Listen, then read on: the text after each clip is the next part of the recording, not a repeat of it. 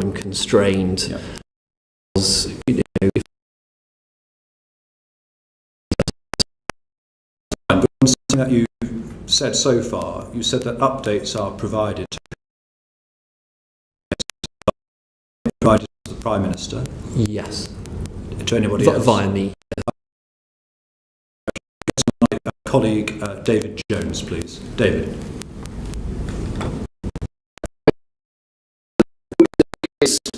You'll appreciate that the questions we're asking you now are a blog post that was published on Friday last week by Dominic Cummings, which I'm sure you've read. Is that right? Yes, sorry, yes, of course, yeah.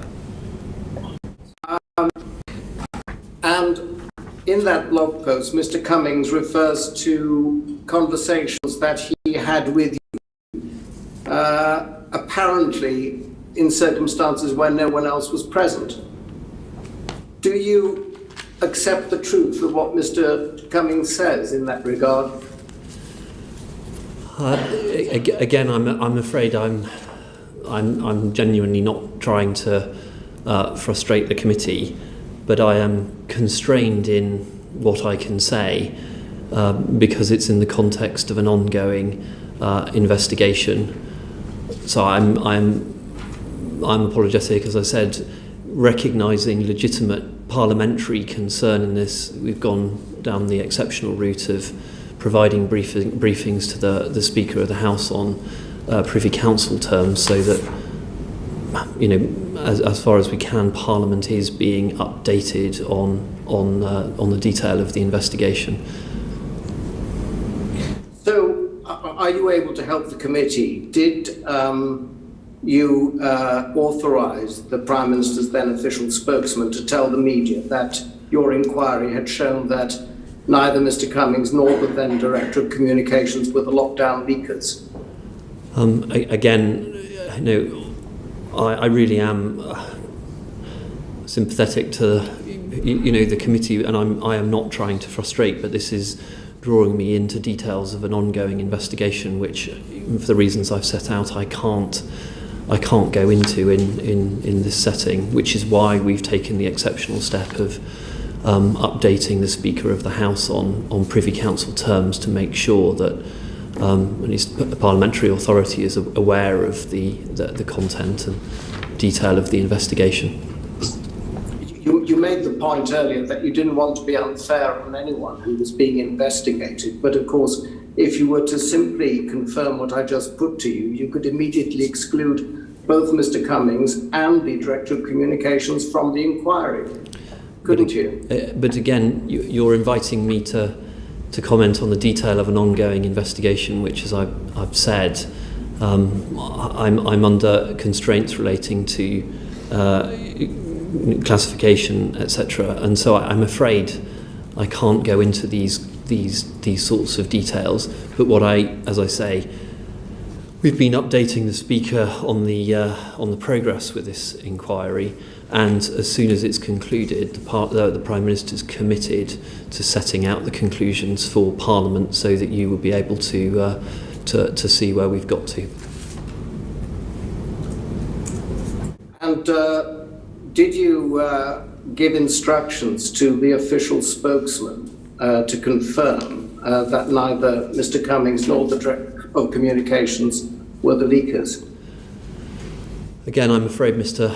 Jones, my answer is the same as before. I can't go into these sorts of details relating to an ongoing inquiry. I really, you know, as I say, I apologise to the committee. It is not out of rudeness or disrespect to the committee, but there are constraints on what I can say in this forum, which is why we've taken the exceptional steps of keeping the Speaker updated on progress, and as the Prime Minister said, we will update Parliament on the conclusions as soon as they're available. Thank you. I wonder, therefore, if I could ask when the Speaker was last updated. It was a fortnight ago.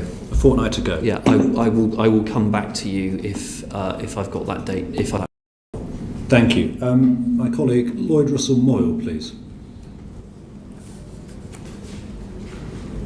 Do you think the leaker has broken any laws? Are we discussing law breaking here, or are we discussing embarrassment?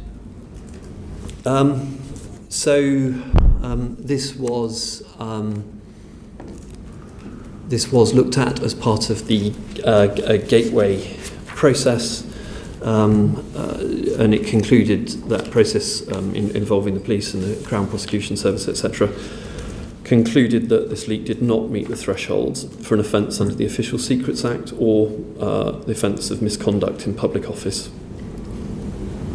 Thank you. So if it doesn't meet an offence criteria, doesn't threaten national security and the Official Secrets Act, can I ask why, therefore, you're unable to furnish us with some more of the detail of the questions that we have just asked you, particularly around questions where we have asked whether you have said things to press officers for them to pass on publicly, and you're not able to either confirm or deny that?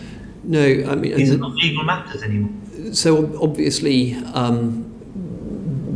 just because something isn't a criminal offence doesn't mean there aren't national security issues involved in the or classified matters, rather, I should say, very specifically in relation to how that investigation is conducted, and that's why I'm unable to comment. So are the national security services involved in this investigation? As you know, we have a long-standing policy of neither confirming or denying such things. And I'm sorry, as I say, I recognise legitimate public has informed you that you cannot answer these questions. Yeah, so this is in collaboration with the government security group who own the processes. So the government security group have deemed that you're not allowed to answer any questions on any detail of this, or has there been certain parameters set? No, beyond the things that I've said, I'm afraid I constrain, which is the ongoing investigation. I'm afraid I'm limited to not much more than that. You know, what I can say, I have already said to the committee. Okay. Look, I'll ask one more question. Conversations that you've had that are not about the investigation, but are conversations that you may have had to people like the press spokesperson. Why is that? Why are you unable to answer our questions on that? I'm not asking about the process of the investigation. I'm not asking how the investigation happens. But David Jones asked specific questions about conversations you'd had with a public press officer. Because those conversations are covered by the bounds of the investigation. Okay. Not entirely convinced, but thank you very much. As I said, I can only apologise to the committee again for these constraints I'm operating, and which is why we have, which is why, with the Prime Minister's permission, we've been updating the Speaker on Privy Council terms. I mean, I wonder if, and I don't want to put too much power in our chairman, but I do wonder if there is a case to be updating our chairman on in-camera kind of basis, because I think that this is not a parliamentary procedure issue per se. It is a internal scrutiny issue of the Cabinet Office. For no disrespect to the Speaker is not in charge of scrutiny of the functioning of the civil service. This committee is, and our chairman is. Look, I mean, I'm very happy to pick that up with the chairman and the relevant authorities. It sounds like a potential way through. And again, I understand. Apologise for having to frustrate what are legitimate lines of inquiry. Thank you very much. Can I go to John McDonnell, please? Mr. Case, you can understand our frustration because it's 5 months on, isn't it, since the beginning of this inquiry, so it hardly demonstrates some prioritisation of what is, or should be to you and others, a serious matter.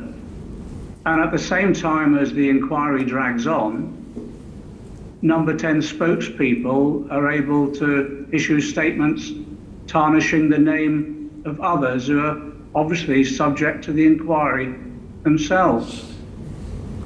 I find it incredulous it's taken so long. However, you mentioned that the instigation of these inquiries is at the hands of the Prime Minister or a permanent secretary. Could I ask you, is there to be an inquiry into today's leakage of the alleged statement by the Prime Minister about thousands of bodies being piled high in the streets, or his preference to that rather than a lockdown? This isn't something I've looked at today. An investigation hasn't started, but that's something I'll have to take away, look into, discuss with the Prime Minister about whether it's something we need to conduct an investigation into. But will you have the authority to instigate that yourself? Yes, but I think it would be very unusual to instigate a leak inquiry without first consulting the Prime Minister. But you have the independence to do that after that consultation? Yes, if necessary, but in my experience, not ever, not ever needed. But that's for you to consider. That's a responsibility that you will have after your conversations with the Prime Minister, and you will consider it. Yes. Thank you. Thank you. Jackie Doyle-Price, I believe. Thank you, Chairman. I'd like to try and help you out a bit here, Mr. Case, because I think people watching these proceedings won't have very much confidence in leak inquiries on the basis of what we're hearing. But as you mentioned earlier, some of these leak inquiries are inevitably going to be complex. And to be frank, if I was wanting to leak information and I was one of a limited number of people who had access to it, there are ways you could go to actually cover that up, and that is actually going through your networks of context. Now, I don't know if you've seen, but Robert Peston has this lunchtime published the details of the text that he received outlining this decision. And it's very, very clear that it's become third party. So when it comes to a leak of that kind, obviously you can look at the phones of the protagonists that were in the meeting, but what else do you do once you've drawn a blank at those? Because of course, the fact it's not on their phones doesn't mean they're not guilty of the leak. And I think, what we're concerned about here in this committee is that at this length of time, why has there not been more progress? Is it not a priority? Again, I understand the point of the questioning. I can assure the committee, at no point has this investigation been in any way deprioritised. It's in the hands of professional investigators who have a range of tools and techniques at their disposal. You'll understand if I don't go into those in detail in open session, because that would prejudice future inquiries. But I can assure you that this hasn't been deprioritised in any way. But as you picked up, these things are incredibly complicated, complex inquiries, usually with a range of threads to them. Lines of inquiries develop. Some of those get resolved. Some of them take a long time and patient work to resolve. I mean, a lot of this really is painstaking and patient work, and it's done by professional investigators. But the more, I guess, if we think back to recently, for example, when Gavin Williamson was dismissed because he was highlighted to be responsible, that was actually a very obvious, that was a very quick investigation. But if somebody is being willfully malevolent and deliberately covering their tracks, clearly that's very more difficult to source. But the fact that we're still this many months on it, this is not actually a very good disincentive to bad behaviour, isn't it? Well, I mean, if people can see that leaks are happening with no negative outcome for people doing it, the fact it's happened, I struggle to see how we can maintain confidence in our existing government structures. Like, do you feel that, I mean, obviously, setting aside the fact that the investigation is done by professionals, do we really need to do more to make sure that people understand their obligations here? And that's not just ministers, but of course everybody who works with them, which seems to be an ever-growing number of people outside the normal civil service corps. So I'd sort of pick up a couple of points that you've made. I think that sense of frustration that you describe, that we are unable to catch more people responsible for leaks, is shared by a range of senior people, not only this Prime Minister, but other Prime Ministers I've known, and I know my predecessors. Of course, under the initial stages of this, that first level, the government security group, actually all the processes are voluntary. We do have, obviously, where it relates to employees, we're able to place clear obligations on employees to cooperate with inquiries, and of course where they don't, which is very rare, that in itself would be a sign of something unusual for somebody not to cooperate. But it's obviously only once you reach outside that employment context, it's only once you reach the thresholds for the police to become involved, you've actually got the powers to compel. I mean, obviously it's a matter for Parliament to decide what powers it's willing to give to authorities in government to conduct these, and it's something that I know has been looked at several times. Or Sorry. It allows the Prime Minister to set some very clear rules about ministerial behaviour, because the truth of the matter is that for the last decade, ministers have been going to cabinet meetings, and then we've been getting a blow-by-blow account of them in the newspapers. And once you have that established behaviour, which goes unchallenged, you are setting up a code of practice which enables people to say what they like to the press. So perhaps if I could invite you to comment, would you like to see greater discipline by Cabinet about all collective meetings where decisions are taken? And perhaps that could go some way to starting to set a new set of rules about how we govern our political culture. I agree with you that the culture is absolutely vital. I can assure you that cabinet ministers, officials, permanent and temporary, are very regularly reminded of their obligations, and I'm not sure they could be more clearly spelt out, including often reminding people of those at the beginnings of meetings. But I agree with the underpinning point in your question that this is a great deal to do with the culture, and valuing the integrity of government processes is vital. Thank you, Chair. Thank you. David Jones. Yes, just briefly, Mr. Case. I think I heard you rightly. You said, didn't you, that the last discussion with the Speaker on Privy Council terms was about a fortnight ago. Was that right? Yeah, that's my understanding. But I said if that wasn't correct, I'd come back.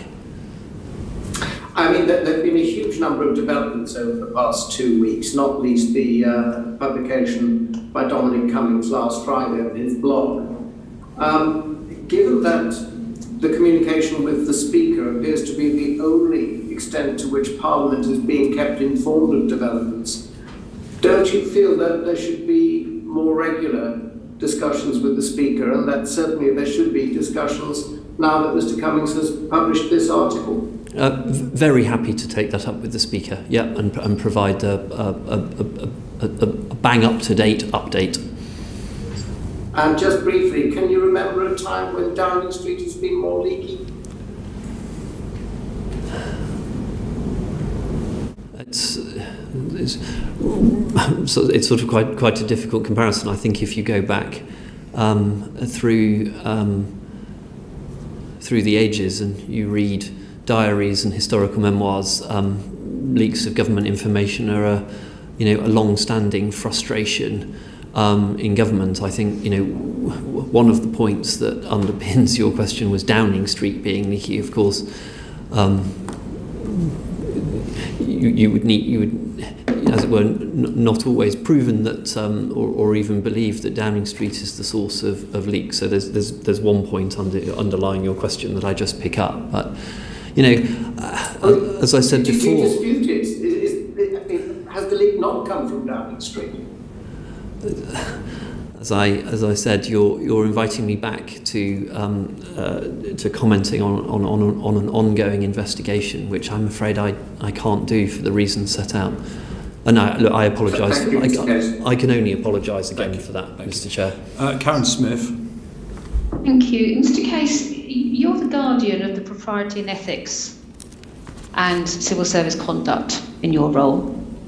Do you think it's acceptable that you come before this committee to discuss these matters, having been told that you can't discuss them? You're essentially pleading the fifth. Is that acceptable? As I said, I can only apologise to No, that's okay. Thanks for your apology, but is it acceptable? Well, yeah, I'm afraid it's necessary to protect the integrity of an ongoing investigation and the techniques involved. Okay. You said you spoke with the Speaker, or the officer spoke with the Speaker 2 weeks ago. I would need to check exactly when you were coming before this committee, but as Mr. Jones has said, given the events of the last 2 weeks, why at no stage did you think it would be reasonable or acceptable to write to the committee to set out what you were and were not prepared to talk to us about today?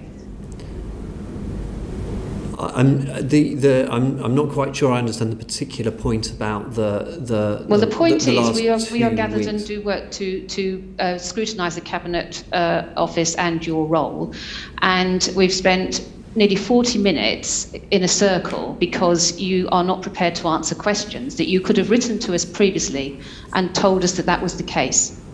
Well, I mean, again, accept my apologies for not making that clear in advance to the whole committee. Thank you. Thank you, Chair. Just concluding on this, you mentioned, Mr. Case, that I think I inferred from one of your answers that you don't think the Official Secrets Act is up to scratch. Do you think we need a new one then to bring it up to date? This is something that I think either is or will be consulted on, and obviously will come before Parliament. I'm sure this might be the next. Okay, so that will be happening.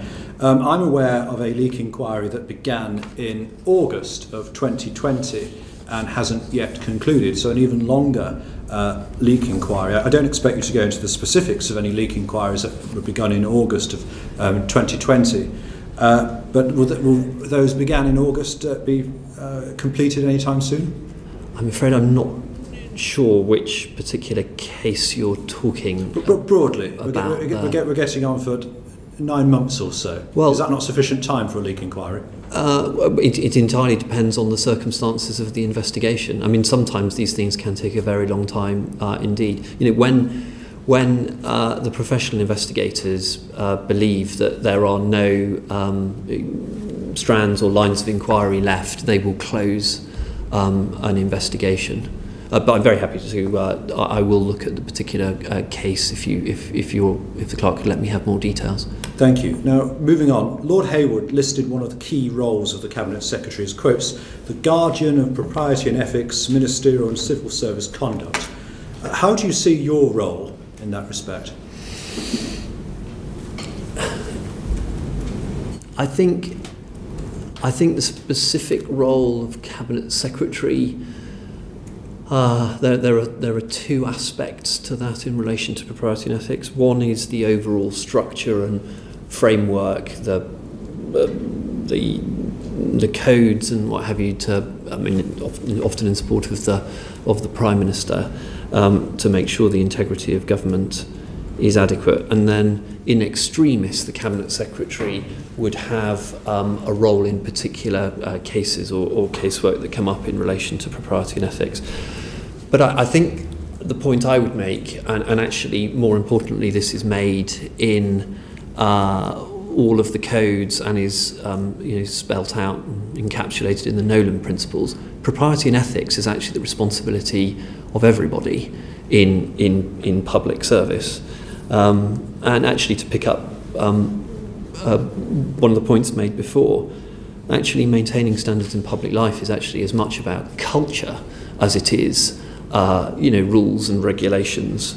And it's, observing the spirit of those rules is the job of all senior leaders. And, interestingly, you pick up sort of Lord Hayward's quote. I have the pleasure of being able to talk quite regularly to my predecessors in this role. And actually, they consistently say that one of their most difficult moments in the job were the propriety and ethics work. So this is a constant feature of cabinet secretaries' lives. Indeed, and I think your PhD supervisor, Lord Hennessy, described the role as, quotes, the greatest keeper of secrets. So with that in mind, what levers do you have as cabinet secretary to ensure that decisions on policy are made in a proper way? I think probably three particular levers that the cabinet secretary has. The first, as mentioned, is actually around the guidance and codes. The second is actually the civil service in the round is there to support ministers in decision taking to make sure they're properly done. So actually the way civil servants support ministers, their training, skills and what have you is important to support proper decision making. And then finally, I think the third area is obviously the Cabinet Secretary is responsible for advising the Prime Minister on the collective system of government and the operation of Cabinet government, which is there to make sure that decisions are made properly. Thank you. And Mr. Tierney, if I can come to you, welcome to committee in relative early days in your post. We're very grateful to have you with us this afternoon. And I just wonder, given reports about the reasons that contributed perhaps to your predecessor's departure from the role, how concerned are you of having to tell ministers and indeed others no? Well, thank you, Mr. Chairman. I'm not concerned by that at all.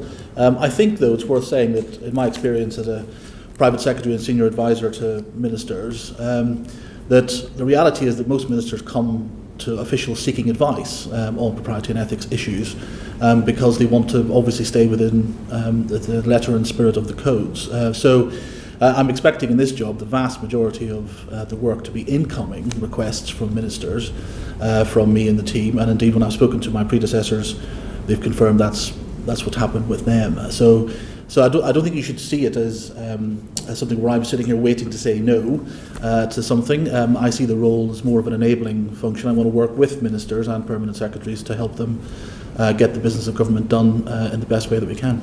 Thank you. I'm going to move on and probably bring you back in, Mr. Tierney, at some point, but I go to David Jones, please.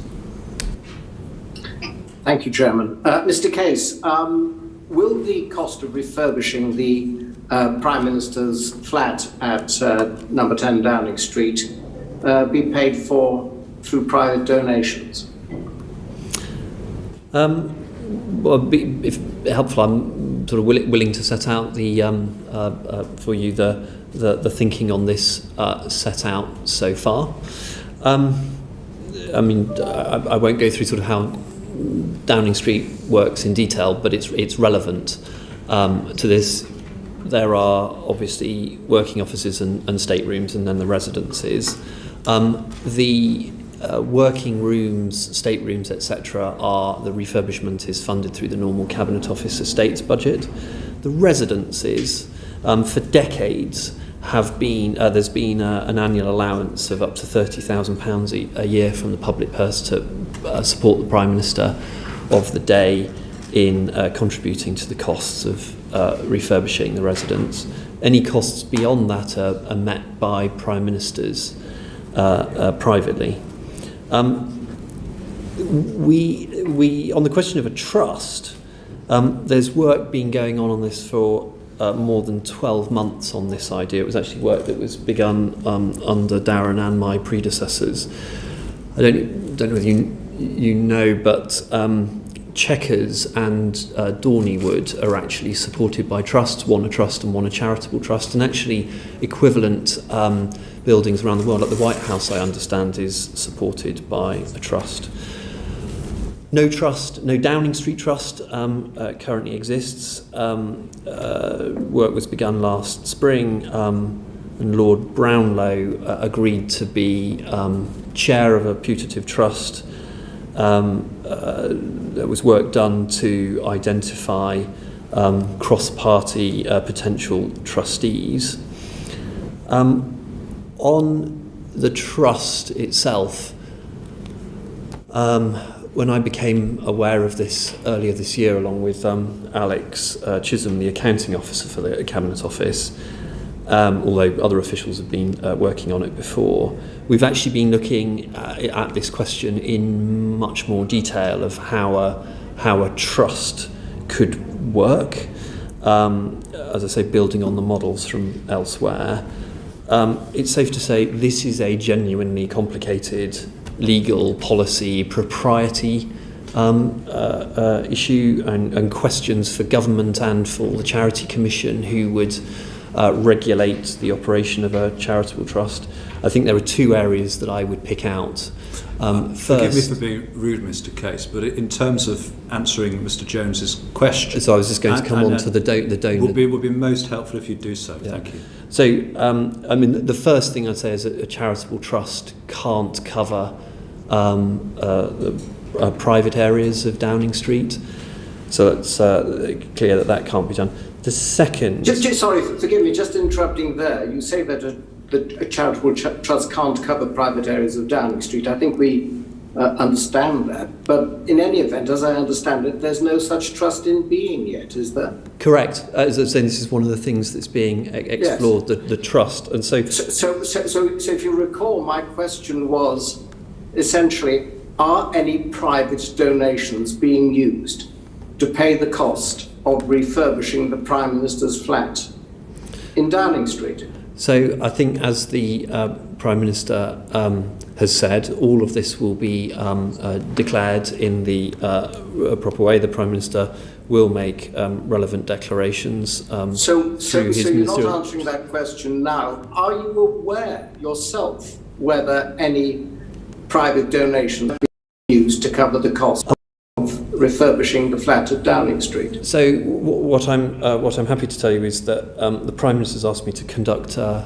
review, because I was not being involved directly in this. The Prime Minister's asked me to conduct a review. Forgive me, Mr. Case. into I'm so sorry to interrupt you.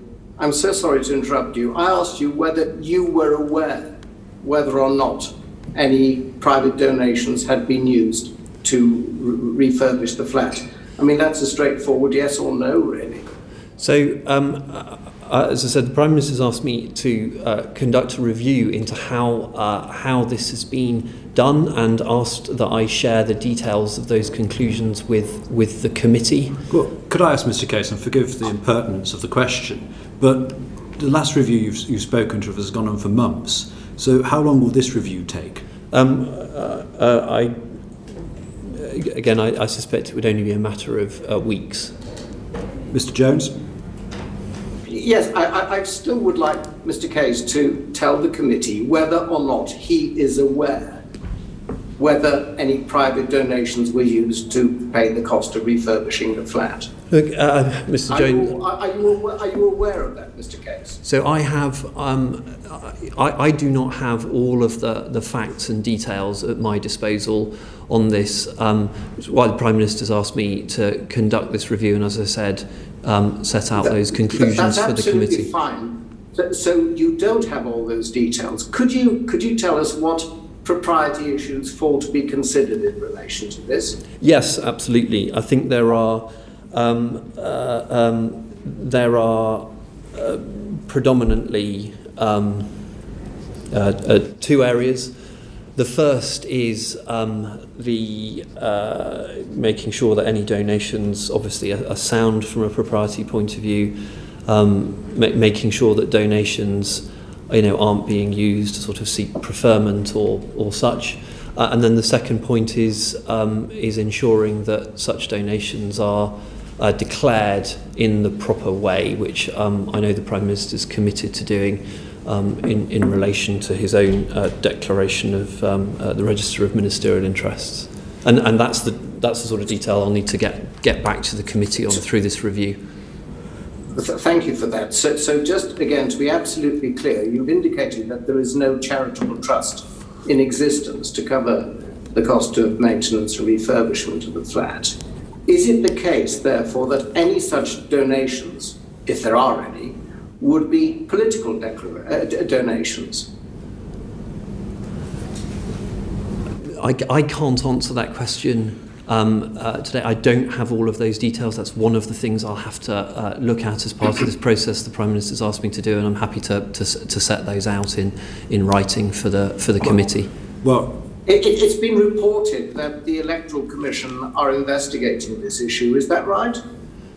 So, as I understand it, there is an ongoing conversation between the Electoral Commission and CCHQ, but obviously that's not a matter for civil servants or the government. So I'm not cited on the detail of those conversations, Mr. Jones. Thank you very much, Mr. Case. You've known you've been coming to this committee, for which we're grateful, for some weeks now. There are a number of, how can I put it, topical issues about the place at the moment. One of which is the vexed question of a flat's refurbishment. I'm surprised that you haven't been better furnished with the answers to give to the committee. Has no conversation taken place between yourself and others as to what on earth, is this a storm in a teacup, or is it more serious? I'm surprised you haven't been briefed further. So what I really want to avoid doing, Mr. Chair, is actually misleading the committee in any way by giving you partial insights. The Prime Minister's asked me to do this review, which I will do, and as I said, he's asked me to share those conclusions with you. And you will be able to set the date for the publication, or at least writing to us, because it'll be review be on your terms, will it not? Yes, absolutely. So have you done so yet? How long do you think No, this will take? no, but I will do. I'll come back to you, Mr. Chairman, as soon as I can with the timescale for this. Thank you. Mr. MacDonald, please. I don't wish to be rude, Mr. Case, but this is coming across like a badly scripted version of Yes Minister. Let me just ask you one thing. Could you at least provide us within a limited period of time, say a week, of the information about what advice the Prime Minister was given and by whom about the propriety issues of the flat refurbishment being funded by party political donations? If we could have just the trail of when the Prime Minister was advised and by whom, it would be very helpful. If we could have that quickly, shouldn't require a detailed review or time-consuming review. We could simply have that would be very helpful. Yeah, I'm very happy to do that, Mr. MacDonald. Thank you. Ronnie Cowan, please.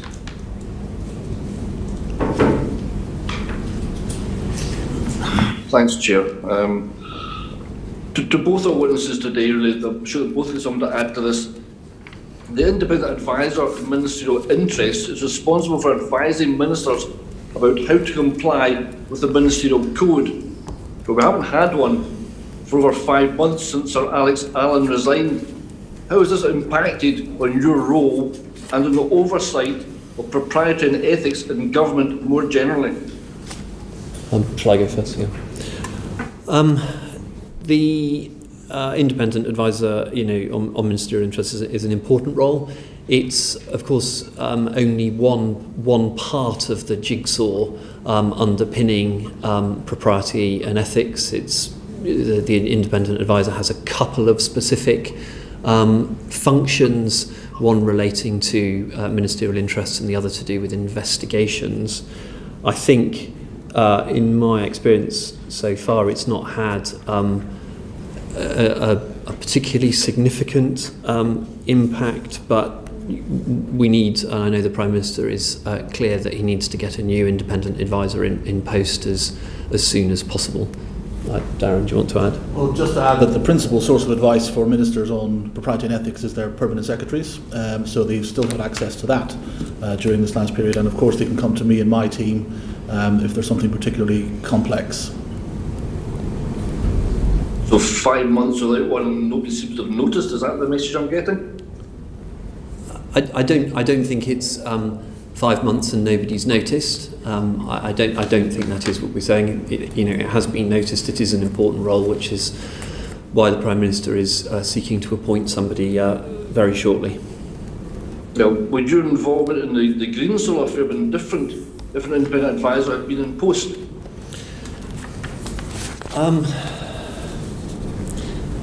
I think it's an interesting question. I think actually the majority of issues to do with the Greensill affair have actually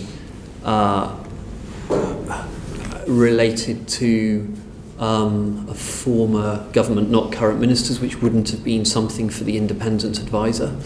I think actually under any circumstances, given the scale of issues that have come up through the revelations, I think it certainly would have taken a good deal of our time under any circumstances.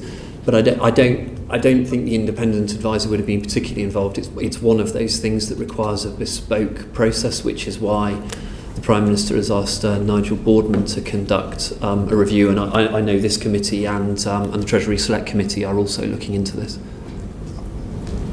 Anything you want to? Nothing else. Sorry. So you mentioned the recruitment of the independent advisors ongoing. We were told just last December, Michael Gove told us that the recruitment for Sir Alex's successor was underway. So do we know how far this has gone down, or when should we expect an announcement? Very shortly. The Prime Minister is in the final stages of discussions with a leading candidate, so I hope we'll be able to announce very shortly. Weeks rather than months? I mean, I hope days rather than weeks, but don't hold me to that. We're making progress then. So given the circumstances under which Sir Alex departed, are you worried that his successor will maybe lack public confidence? I mean, Darren may want to comment on this too. But I mean, it's always been a tough job, given the role. It is an important one. It has to be done by somebody of sufficient independence, and absolutely vital that the independent advisor can command public confidence. I think that's why getting the right criteria, the right person, the right terms of reference is so important. Darren, do you want to? Nothing else to add. I agree with you. The criteria was the important element. Thank you, Mr. Cowan. Can I go to Lord Russell Moyle, please?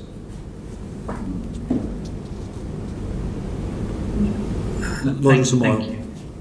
Thank you. The independent advisor is appointed by the Prime Minister. Seeing that it was the Prime Minister's inaction that led to the last advisor feeling like he had to leave, and we've now seen the Prime Minister texting friends about tax reforms in the UK so they can come back and not pay their taxes, or kind of even some of the stuff in the front pages today. Is it important that there is a role for other people other than the Prime Minister in the recruitment process? And what is your role in that recruitment? As you say, this is a direct appointment for the Prime Minister. I mean, Darren can add, but we've had sort of three aspects to our role in this. First is developing the criteria for the role. I mean, in HR speak, the sort of the person specification, the sorts of characteristics you're looking for. We've also been involved in drawing up a short list of candidates for the Prime Minister. And then we've been involved in supporting the Prime Minister in the remit of the job. Anything you want to? Just possibly to add what the criteria were. So there was integrity and independence that we were seeking, expertise and experience, both of government and the Constitution, and someone who could command the trust of the Prime Minister of the day. Okay, so are you saying that there is a preferred candidate that the Prime Minister is considering as we speak? Correct. Thank you. Lloyd Russell-Moyle.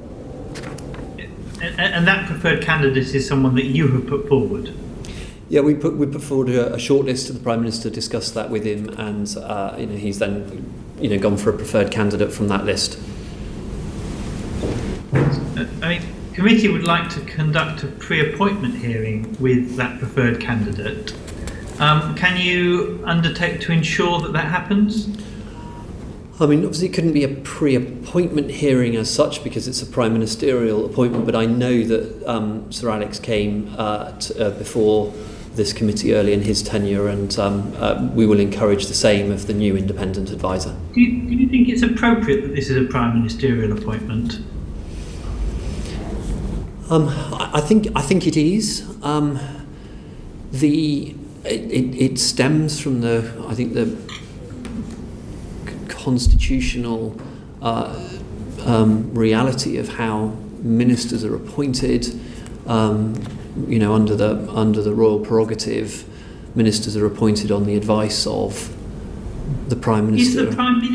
Is the Prime Minister not also responsible for ensuring that they fulfil the standards that the independent advisor is meant to be laying down? Everybody in government is responsible for upholding the standards in public life. Sorry, have I misunderstood your point? How can the independent advisor be looking at the actions of the Prime Minister if they're appointed by the Prime Minister?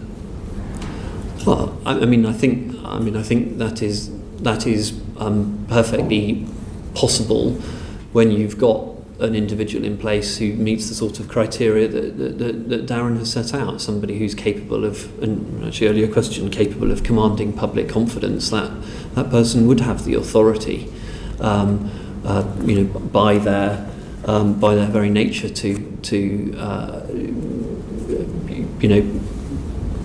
raise with the Prime Minister questions, I think. Okay. Yeah, and you're confident. Sorry, Mr. Russell-Moyle. Mr. Case, you're confident. I'll go if I may. You're confident the person that has been recommended to the Prime Minister is such a character? Yes, we wouldn't have put the person on the shortlist if we didn't believe that. Thank you. Mr. Russell-Moyle. So Alec had to resign because the Prime Minister refused to uphold his advice. So what additionally will this candidate have to prevent the Prime Minister running roughshod over them? So, actually, as part of this round, we've actually the Prime Minister's actually asked us to look at the remit of the role and the powers that the independent advisor has. Well, I wonder if at that juncture that I could perhaps bring Rachel Hopkins in, just to preempt perhaps what you might be about to say. Rachel. And thank you, Chair. And it's just to build on what Lord Evans, the Chair of the Committee on Standards and Public Life, who's written to the Prime Minister suggesting that, amongst other things, the independent advisor be empowered to initiate their own inquiries into alleged breaches in the ministerial codes. So is this part of that, is this a change that you would welcome? So, sorry, I was just saying in relation to the previous question, the Prime Minister's request as part of identifying a new advisor, we've been looking at how to amend the remit of the job, and we'll be announcing any changes at the same time as announcing the new independent advisor. Of course, those changes are ultimately a decision for the PM, but I know he's been paying close regard to the letter that you refer to, Lord Evans's letter, and I myself have been in discussion with Lord Evans about how the remit and how the role might work. So, but we'll set out any changes in when we make the announcement. And I just, if I may, Chair, push on that question about your views on whether it's a positive thing that the independent advisor could initiate their own investigations, mainly drawing on the fact that at current times it's the Prime Minister who decides whether to investigate others. And I'm interested whether that means that he is immune from being investigated unless there's an independent advisor with their own remit to be able to investigate. the Prime Minister? Yeah, look, there are. I mean, this is one of the key changes to make that was brought out in Lord Evans' letter. I think it has to come, to the point you're making. I think it has merit to it. Precisely how it worked, I think, is something. Again, it all needs to flow from the core constitutional principle that the Prime Minister advises the sovereign on who to call to be her ministers. But I think it is something that it's something that we're looking at, and we'll set out changes when we make the announcement. Any changes. Thank you. John MacDonald, please.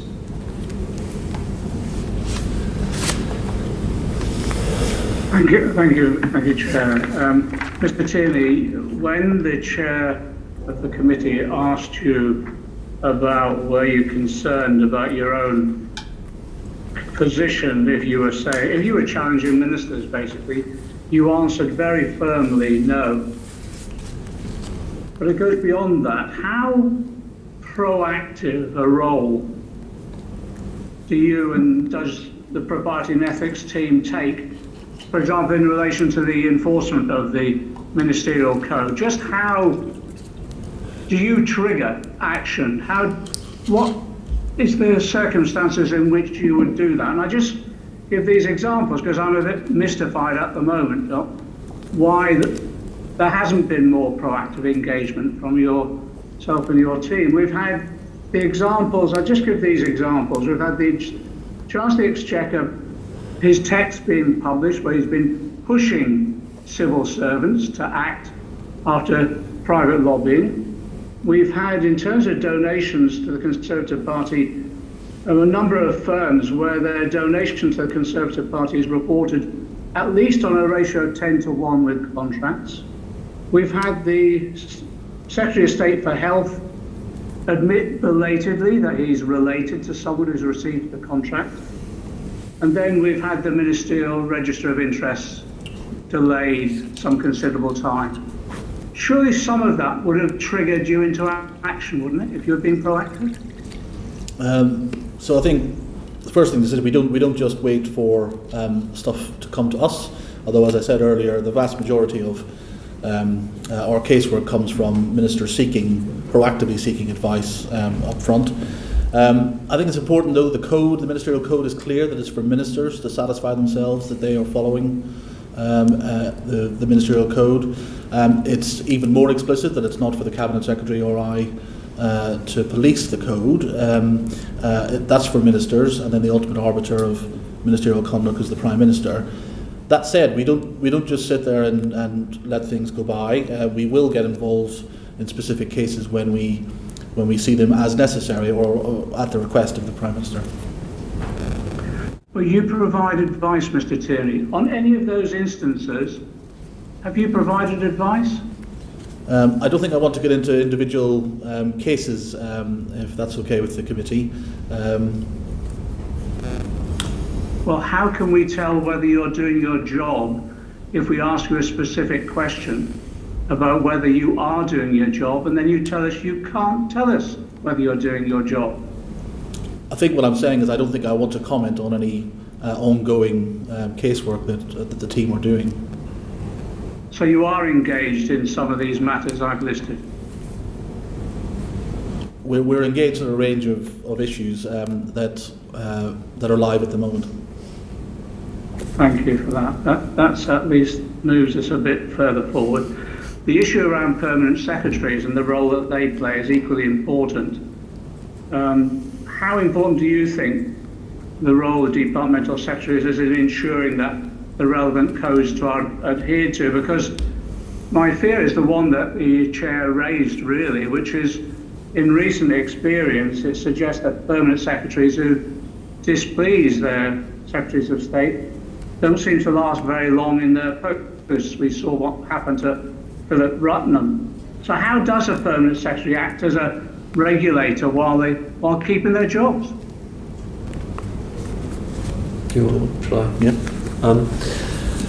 So actually, as you'll know, the role of permanent secretaries in the ministerial code is clearly set out there's some specific examples on security of government business, matters relating to ministers' constituencies, and also supporting ministers in making sure that they avoid conflict or perception of conflict.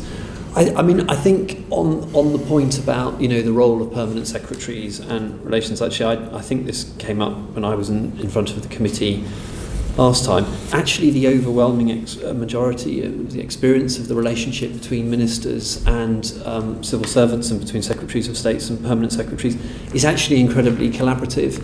As Darren says, in the vast majority of cases, actually ministers actively seek the support of their permanent secretaries and other officials, like Darren, in upholding their obligations under the ministerial code. When it came to Philip Rutman, his advice was not followed, and to maintain his integrity, he had no other choice but to resign.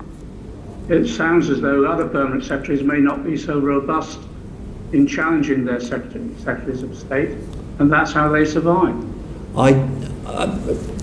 Personally, I don't share that that view. Permanent secretaries, I know, are robust as they need to be, where they need to be in making sure that the minister's obligations under the ministerial code are upheld. But as I said, the issues around the ministerial code, difficulties, I think more often than not it's ministers asking civil servants actively asking for support in making sure that they uphold their obligations under the various codes. Sounds difficult to accept when the ministerial register of interest has been delayed yet again, but we'll await publication. Thank you, Chair. Thank you. Rachel Hopkins. Thank you, Chair, again. So there's the existing transparency scheme, and that covers meetings or gifts and hospitality. And can I just check, is that the one that's published quarterly, isn't it, with all those things on it? Yeah, that's right, yeah. Yes. Yeah, that's right. Okay. Sorry, I didn't really Yeah, so just checking I've just got the right thing in my mind as well. And I just want to check, does it cover phone calls and text messages that senior ministers or senior civil servants may make in relation to these sorts of things where they need to declare them? It doesn't cover phone calls unless the phone call is in place of a meeting, if that makes sense. So only if it's a phone meeting, but not routine phone calls, and it doesn't include texts. Okay, so given everything that we've been talking about today and the public interest in a lot of that, if those sorts of calls and text messages aren't included, how can we ensure that standards are upheld, ministerial code is enforced, etc., in relation to these sorts of things? Do you want me to? Yeah. I think, it's a good question, but actually I think the underpinning principles are there to answer your point, which is government business is government business, however it's conducted by whatever means of a communication, and anything that's government business has to be handled in line with the codes, FOI, Public Records Act, etc., etc. These things have to be retained, declared to officials as per the code, whatever the means of communication. Okay, that's really helpful, because some of the issues that have been coming up, it's been mentioned briefly earlier, is around the Prime Minister saying he's going to publish text messages between himself and Mr Dyson and other business leaders in the public interest. Not come to light just yet. So when can we expect them in the spirit of what you've just said? As I understand it, the Downing Street published, I think it was on Friday, a document fulfilling the Prime Minister's commitment in the House. I think it was last Friday. Again, I'll have to check. Okay. There's other senior ministers who probably should follow suit then, if that's the case with the Prime Minister. Would you agree that it's appropriate that they should publish all text messages and those sorts of messages in order to ensure that they're being transparent and in accordance with the ministerial code? Well, I mean, I think processes are there for for the purposes of transparency. So, for example, Freedom of Information Act is a way of getting hold of material relating to government business that can be released under whatever the means of communication. So I think there are vehicles there for transparency. Yeah, one of the points I'm very conscious of is around government business. Like I say, usually takes place with officials present, and therefore there will be a record or a note, and it's covered that way.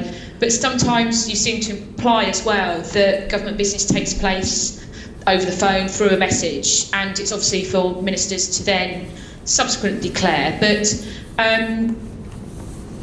But we've picked up that there have been reports that the Prime Minister still uses a personal mobile phone despite requests from the civil service to do so, to make sure that it can be managed and that it's secure. So what's been your advice about this, and how do you sort of help maybe prevent inappropriate, requests, lobbying through personal mobile phones if officials aren't present?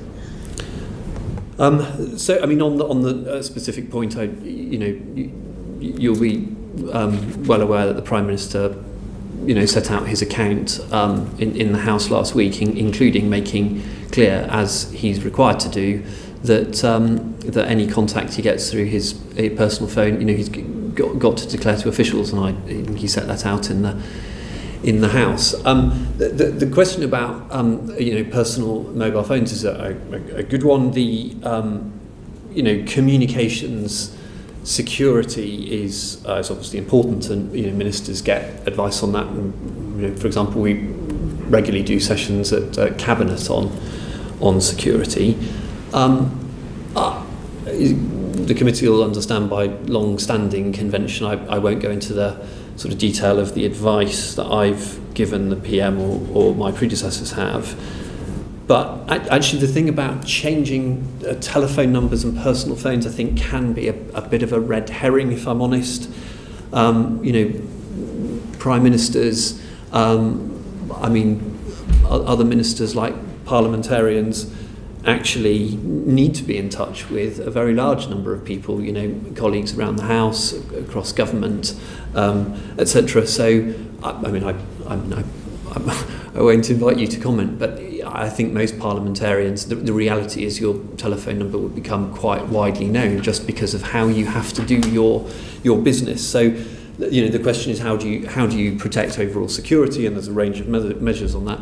And as for the question about lobbying, the processes are sort of well established, that if it's government business and an official's not there to record it, in the moment, at the first opportunity, ministers should be declaring this to their officials to make sure it's recorded.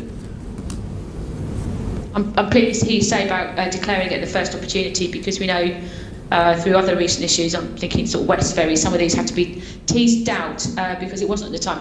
One of my big concerns, and you touched on it there about security, is whether personal phones are sufficiently encrypted or as secure as a government issued, ministerial phone. Because we've seen in other cases some, people have hacked into, significant people's phones and used it as a means to sort of blackmail or embarrass in that respect. So can we be assured, what's to stop our Prime Minister being vulnerable to inappropriate lobbying or blackmailing in that respect if he's using a personal mobile phone? So obviously we put security packages around all the communications that ministers have by whatever means. Actually, as you may well know, actually the levels of encryption and standards of security on everybody's mobile phone are increasing all of the time, because it's in the interests of the manufacturers. It's customers all around the world demand it now. So, but there are everybody needs to follow the basic cyber security advice about how to protect your devices. It's the same advice to the public as it is to ministers, to be honest. Obviously, government-issued IT is, in most instances, slightly more secure, or obviously the highly classified stuff much more secure.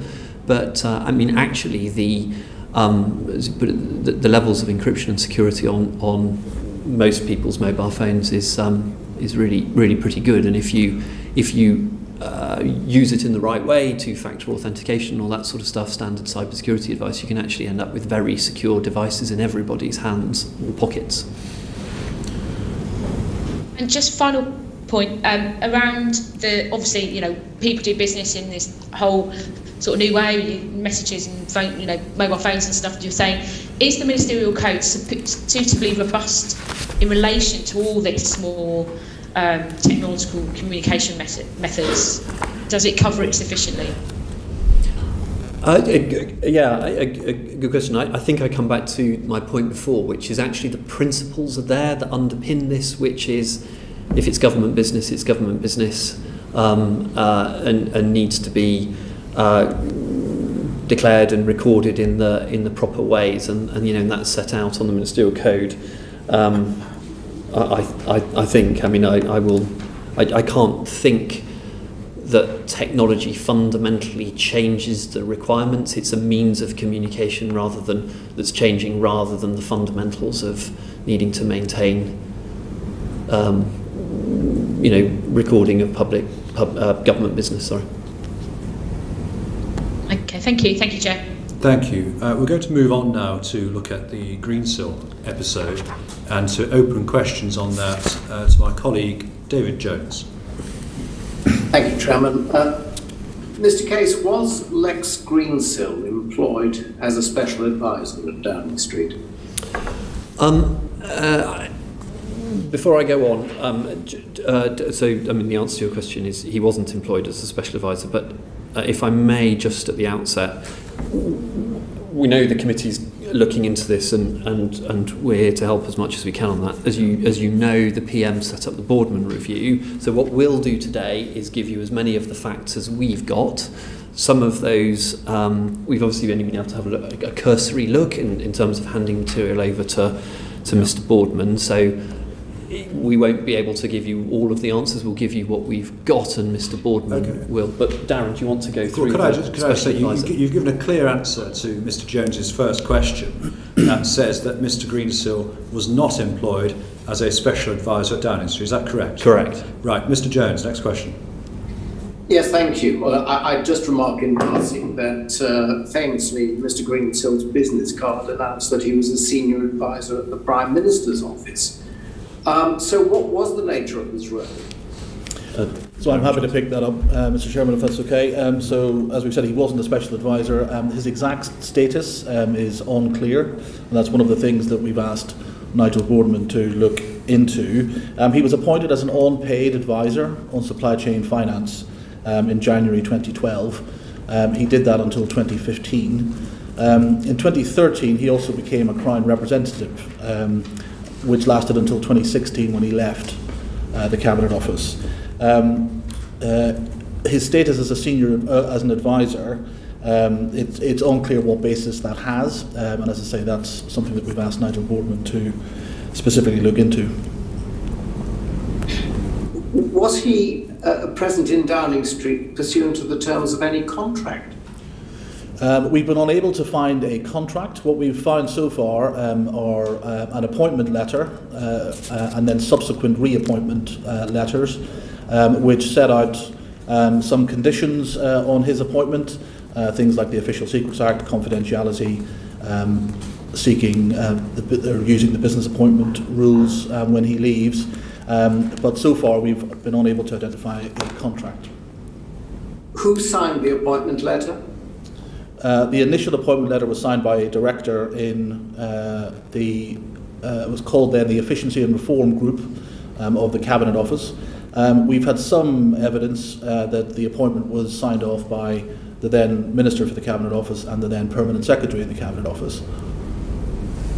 Could you That would be Sir John Manzoni, yes? No, that would have been Ian Watmore at the time, and the minister was Francis Maud. I wonder, Mr. Tierney, before interrupting David Jones, forgive me, Mr. Tierney, would you be able to publish that appointment letter, or at least furnish the committee with it? I can't think why not, but I mean, if there is a reason why not, we'll let you know. But And obviously we've given all this to Nigel Boardman as well. Thank you. Mr. Jones? Yes. So, presumably, Mr. Greensill had a pass to work at number 10? He did. He was given a pass and IT for the Cabinet Office and a pass and IT subsequently for number 10. And was he subject to the same level of security, vetting and clearance as other members of staff who work at Downing Street?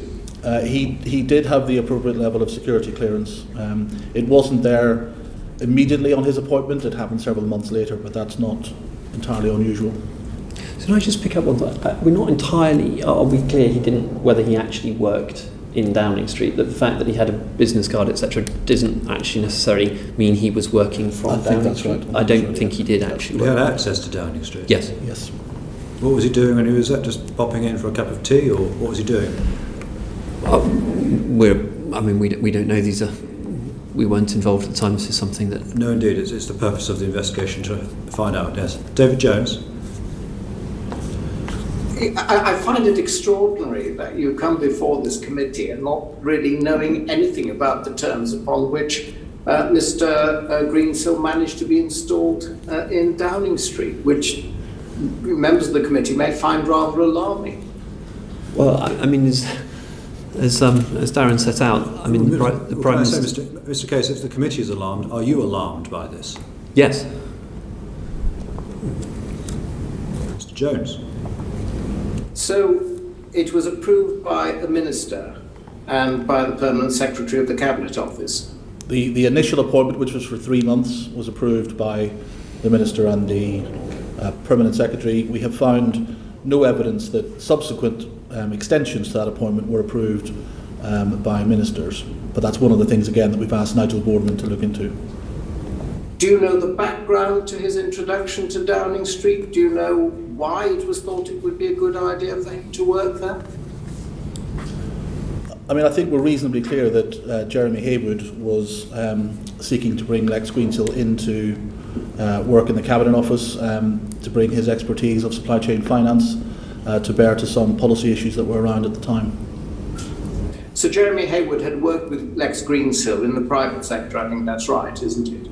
Yes, they both worked together, and I think it was Morgan Stanley. Is it fair to assume, therefore, that it was Jeremy Haywood's introduction that led to Mr. Greensill being installed in Downing Street? I think so, although, as I said, Nigel Boardman is looking into those precise circumstances of his access to Downing Street. You said that it was, forgive me Mr. Jones again, you said it was Francis Maud and Ian Watmore who made the original 3-month appointment, yet he was there for some years. Who signed off on the reappointment?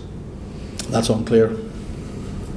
Is there no documentation, a letter that says after 3 months you can carry on for another 3 months doing whatever it is you're doing? So that we have found further letters of appointment, either from HR teams or his then line management changed from one bit of the Cabinet Office to another.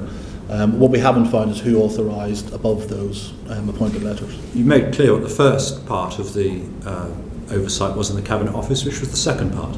It was then the Economic and Domestic Affairs Secretariat. It moved from ERG to EDS. And who headed that? The person named on the as line manager there was Claire Sumner. Did she not sign it off? Was it not for a minister to sign off, given it had been done by a minister in the first place? Again, I think that's all clear. Forgive me, Mr. Jones, for interrupting you. Yeah, that's all right, Chairman. Just to be clear, Mr. Greensill was in the business of selling services to HM government, wasn't he? I'm not sure I can answer that. He at that point, he had only just set up his company. That was how it transpired, isn't it? that he was selling services to the government? Again, we've asked Nigel Boardman to look into the details here, but my understanding is Greensill Capital didn't have any contracts with government until much later on, until I think 2018. Is it fair to say that he would have been in a position to acquire information during his period of employment by the government? No, forgive me, not employment, working at Downing Street. He would have acquired information that would have been of assistance to him in deciding the basis upon which he would offer commercial services to the government. I mean, I think it's exactly that potential conflict of interest that we've asked Nigel Boardman to look at.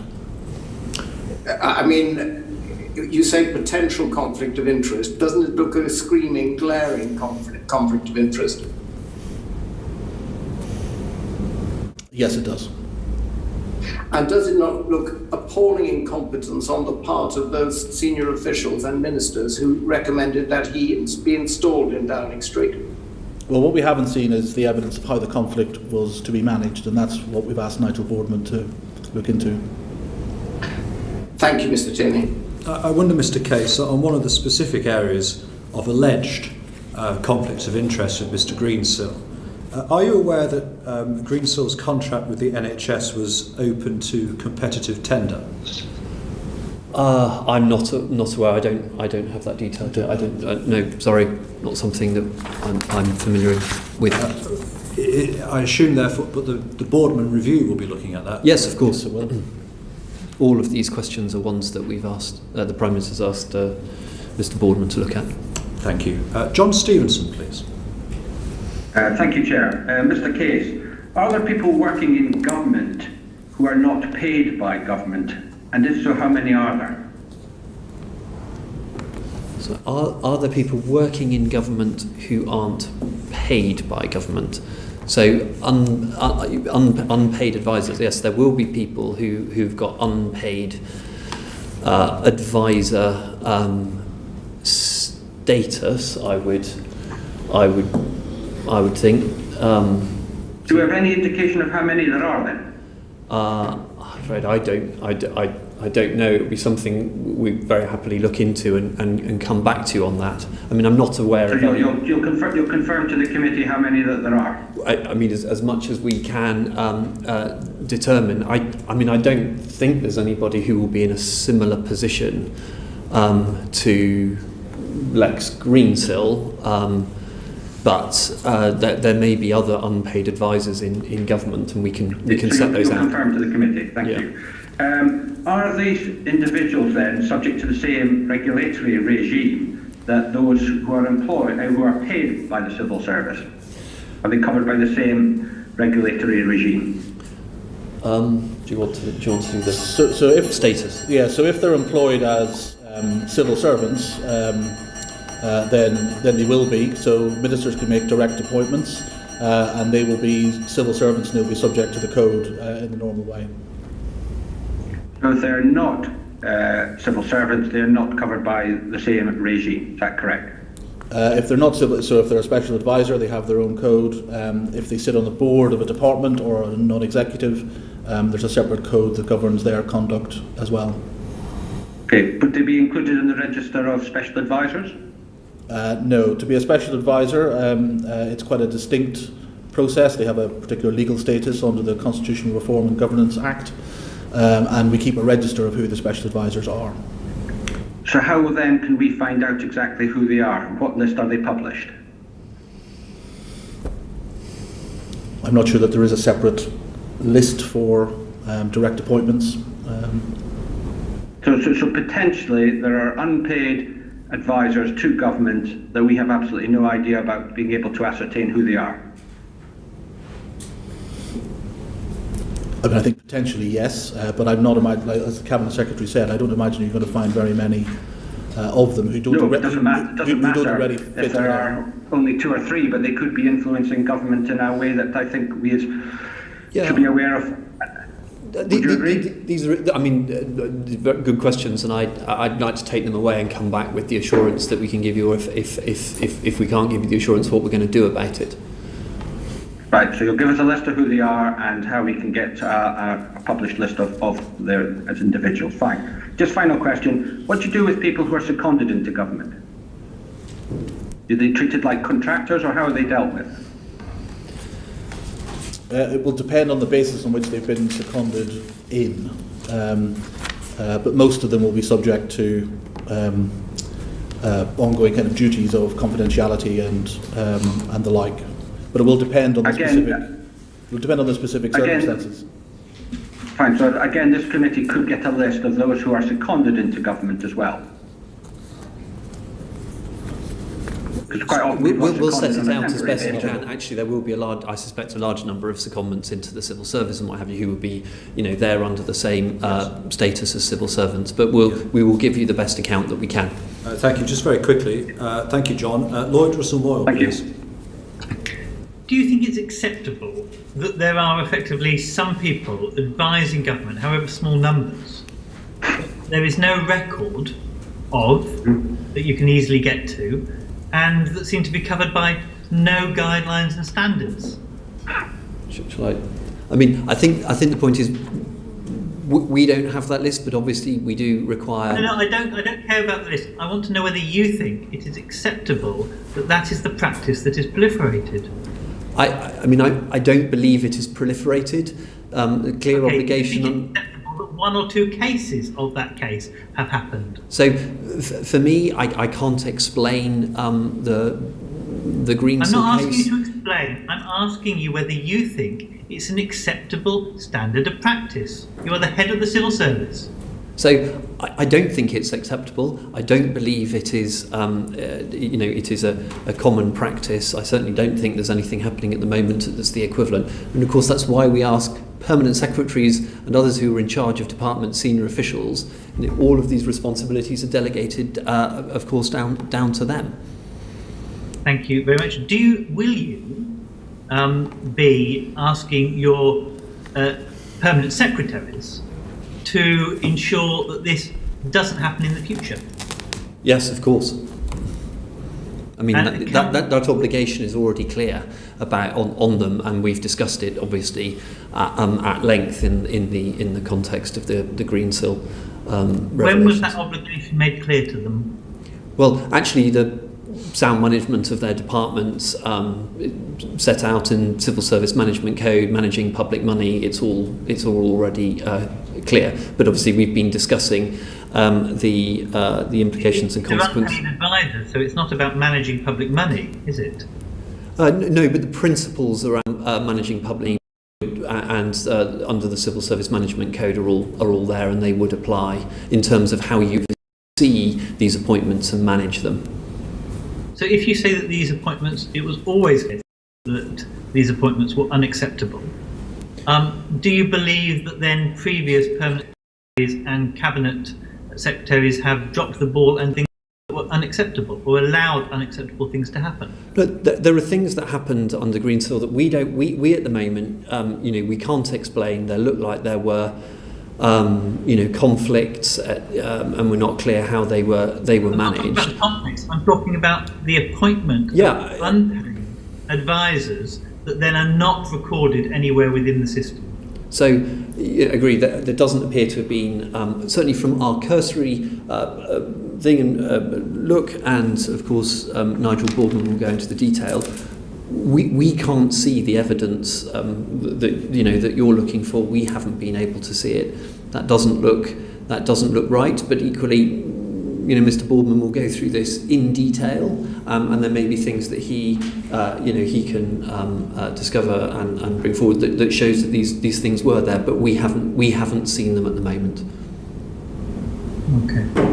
Well, let's hope something comes to light. Thank you very much. Now, Mr. Case, thank you for writing to me earlier today with the outcome of the audit you conducted into civil servants, perhaps of second jobs. Could you perhaps just give me a very brief overview and express any concerns that you have as a result of that audit? Yeah, of course. So I set out in the letter no instances of senior civil servants holding outside interests that conflict with their, or consider to conflict with their roles or obligations under the code.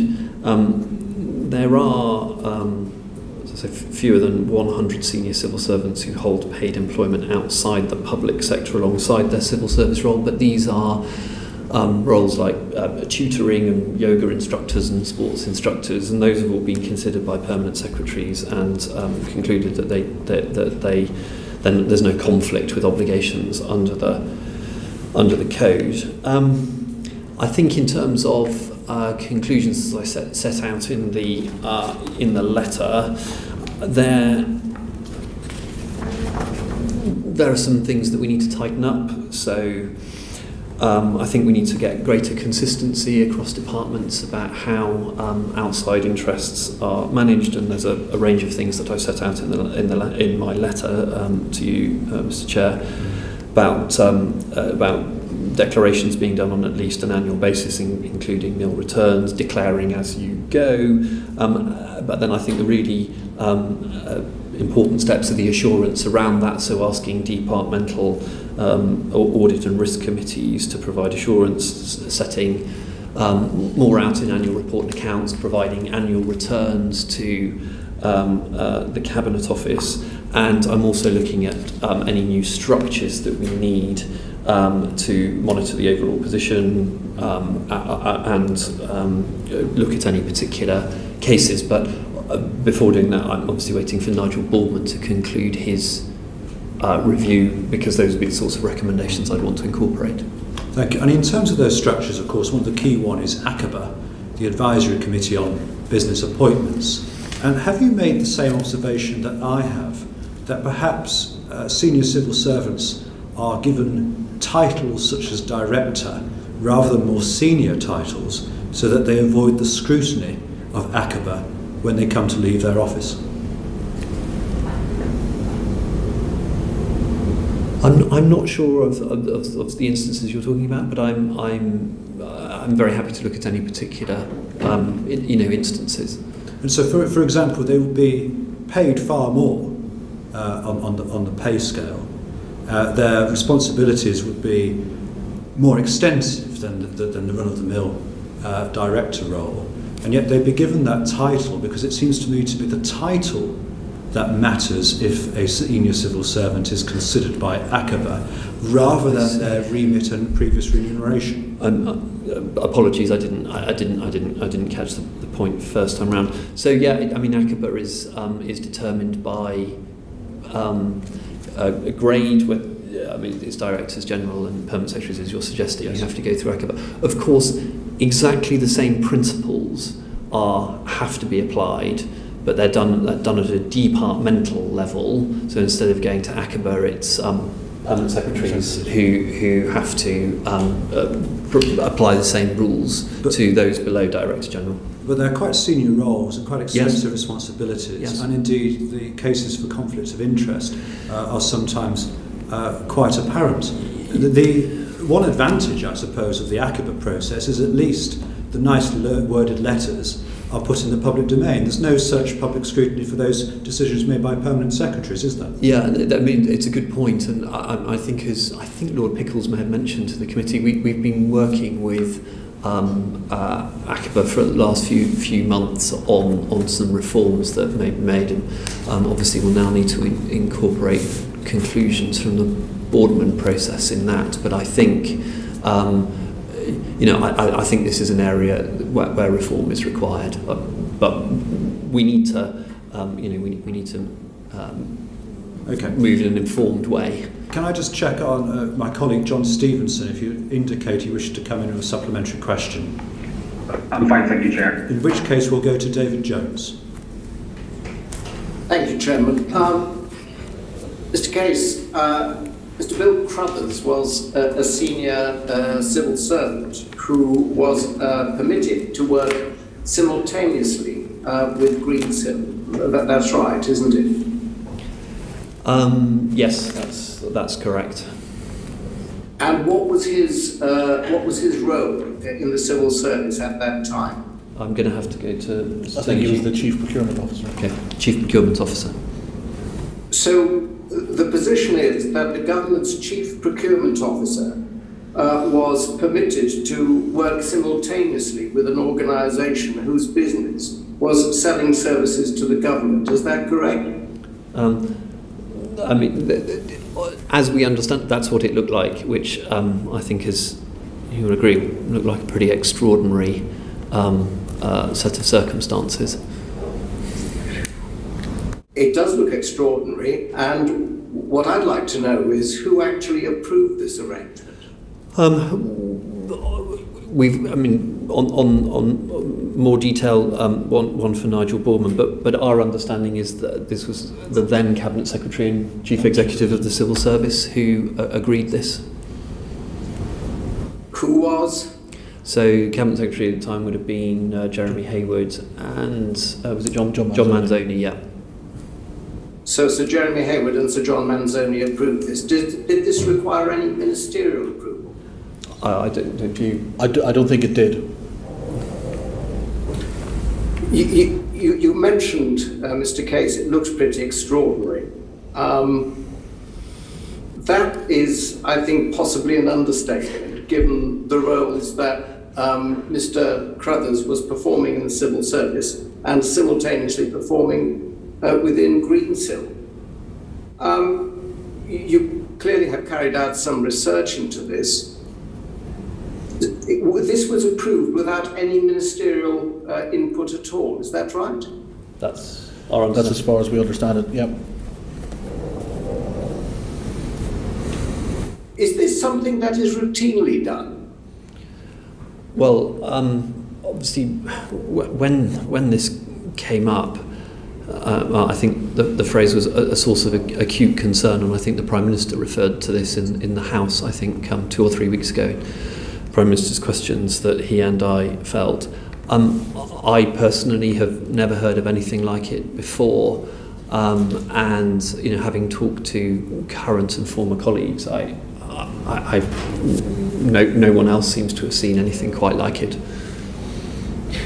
Have you examined the papers surrounding the approval of Mr. Crothers to work at Greensill? I'm going to have to let Mr. Turney answer this one. He's been going into the detail of these ones. So we've seen some email exchanges which look like they confirm the appointment, but as we keep saying, we've asked Nigel Boardman to look in more detail at the process and the decision making here. Yes, I understand that Mr. Boardman is conducting an inquiry, but so is this committee. And I think it's very important that we have as much information as possible, as soon as possible. In the light of the papers that you've consulted, can you find any good reason being set out for this arrangement being put in place? The reasons that I've seen, there were two. One is that at the time Greensill Capital didn't have any public sector work, and I can't remember now what the second was. Why should it be a matter of concern to senior officials that Greensill Capital didn't have any public sector work? I can't answer that. I wasn't involved in the decision making, but that was one of the factors. I mean, it seems an extraordinary point to make. I mean, it looks very much as if senior officials were putting in place an arrangement that would make it easier for Greensill Capital to obtain public sector work.